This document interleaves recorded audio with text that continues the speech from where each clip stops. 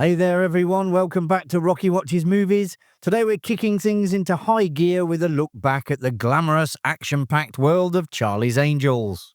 Premiering in 1976, this groundbreaking TV series redefined crime fighting with style and sass. But behind the iconic trio and their mysterious boss Charlie lies a treasure trove of fascinating trivia. So put on your best glad rags, cue the theme music, and get ready for 20 things you never knew about Charlie's Angels. ABC network executives Barry Diller and Michael Eisner were far from convinced by the idea of an hour-long action series led by three women. When producer Aaron Spelling and his partner Leonard Goldberg pitched the concept, the executives reportedly called it the worst idea we have ever heard. However, due to a prior deal from a television movie arrangement, Spelling was guaranteed $25,000 to develop a new pilot. He persuaded Eisner that they might as well get something in return for the money, and Eisner agreed, leading ABC to commission a script.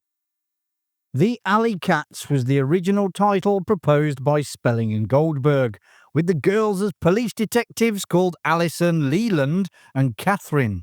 Kate Jackson, who was initially positioned as the star, convinced them to change the premise to private detectives and that they should be called Angels. It then became titled Harry's Angels based on the original name of their mysterious benefactor.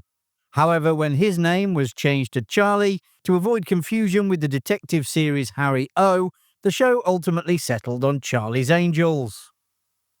Spelling initially hired veteran actor Gig Young for the role of Charlie Townsend to deliver the Angels' assignments via a Western Electric speakerphone and to never see his face, with viewers only catching the odd glimpse of him.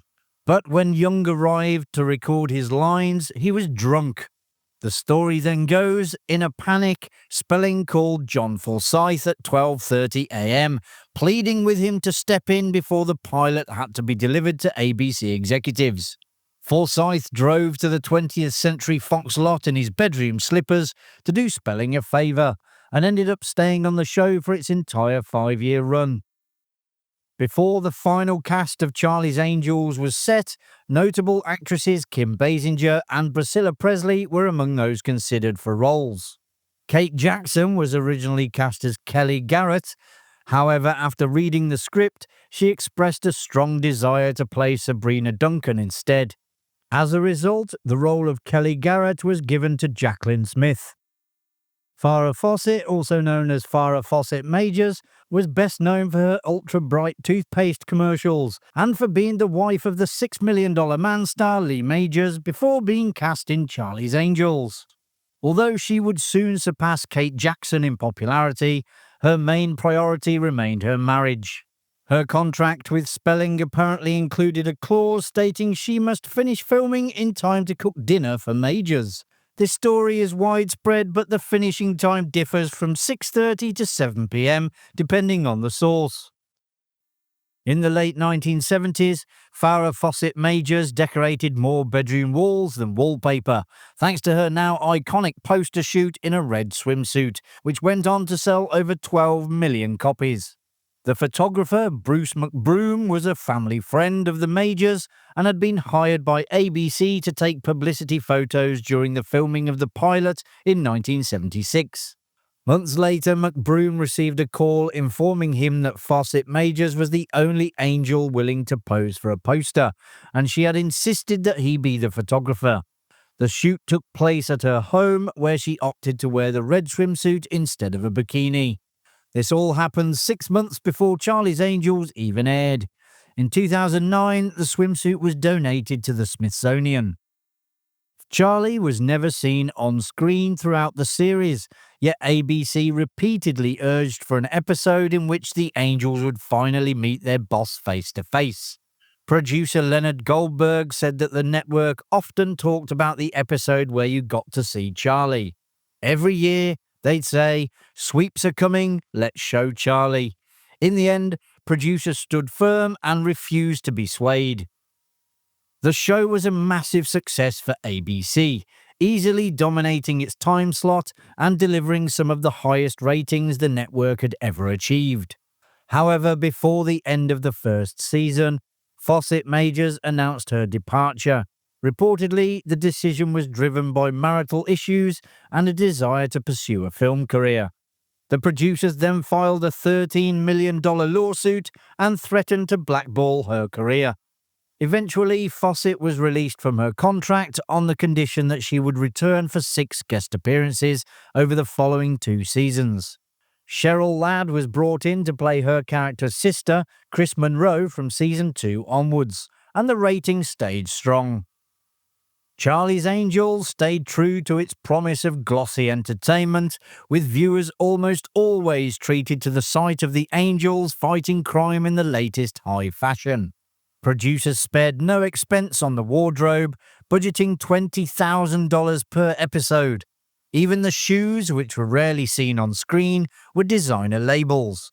Costumes were changed at least 8 times, and Fawcett Majors set a remarkable record during one of her guest appearances by wearing 12 different outfits. Kate Jackson became very disruptive and difficult as the show went on.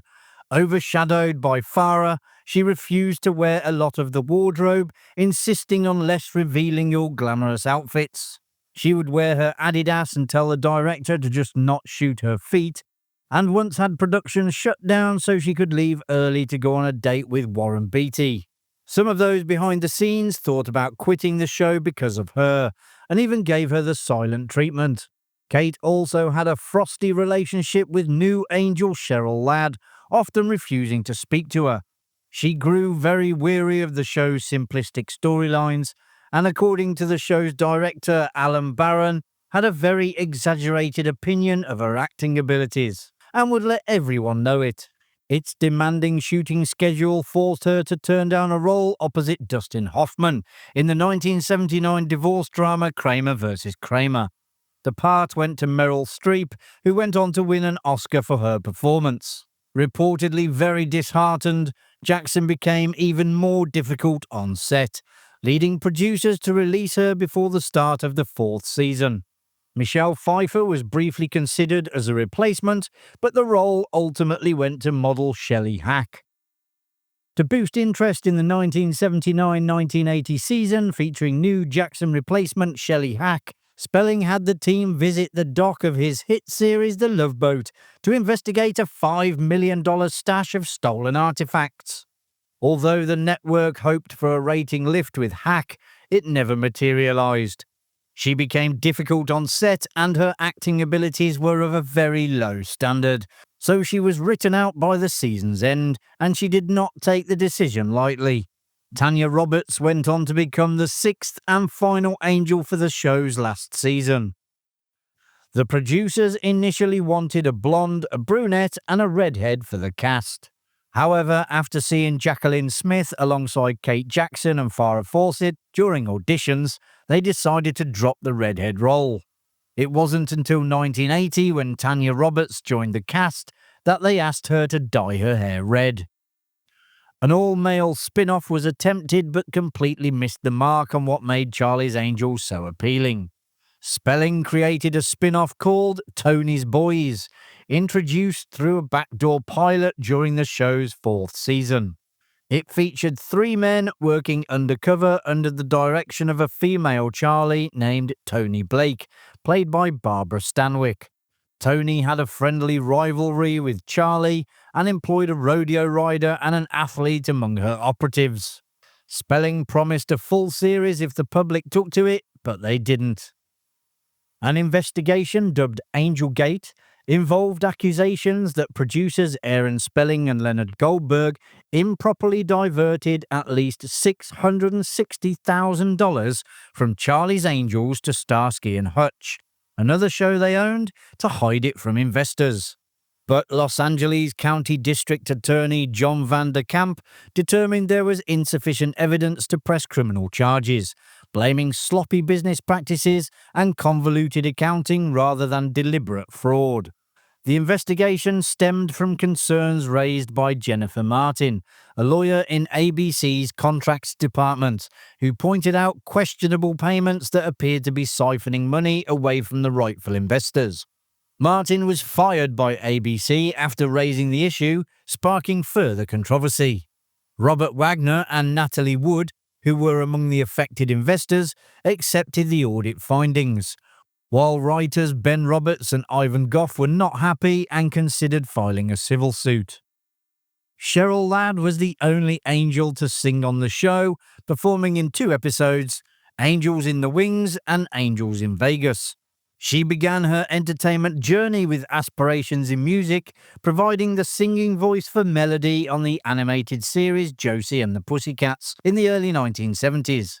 In 1978, she released a self-titled pop album that achieved moderate success, with the single Think It Over reaching the Billboard Hot 100. Ladd followed this with several more albums, enjoying popularity in Japan and even toured there in the 80s. The term Jiggle TV or TNA TV truly came into prominence following the 1976 premiere of Charlie's Angels, featuring Fawcett, Smith and Jackson cracking cases in bikinis and braless. Fawcett famously remarked, "When the show reached number 3, I thought it was our acting. When it hit number 1, I realised it could only be because none of us wore a bra." The producers never intended Charlie's Angels to rival the hard-hitting cop dramas dominating television at the time. Their show prioritised glamour, fashion, and yes, plenty of jiggling over substance. The girls were required to arrive hours before shooting so they could be made up to be the glamorous angels, resulting in a grueling schedule of 14 to 15-hour days. The angels were doing what the boys were doing, but they had to look good while doing it.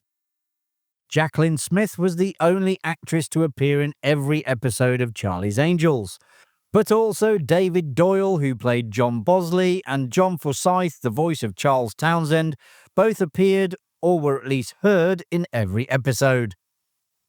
The popularity of the show was astronomical, and with that came an army of adoring fans. Bodyguards and surveillance operatives were employed by the producers, but that didn't stop a crazed fan getting into Jacqueline Smith's trailer and trying to assault her, and another jumping out of a bush to do the same. Apparently, while filming the Angels in Chains episode, where the angels go undercover in a women's prison and Kelly, Jill and Sabrina are shackled together, the crew played a prank during the lunch break by keeping the actresses chained up. There's been a mixed bag of revivals, but more so on the dud side. While the Drew Barrymore-produced films performed well, Spelling himself tried to launch Angels 88, but it was derailed by a Writers Guild strike, delayed until it became Angels 89, and then ultimately never aired. A 2011 revival lasted just 4 episodes. More recently, actor-director Elizabeth Banks made another film with Sony Pictures starring Kristen Stewart, which was awful and flopped at the box office. And there you have it, folks. You now know a little bit more about Charlie's Angels. If you enjoyed the video, which I presume you did as you got this far, hit that like button and subscribe so you don't miss any future videos coming to Rocky Watches Movies. Thanks for watching. I'll see you in the next one. Bye for now.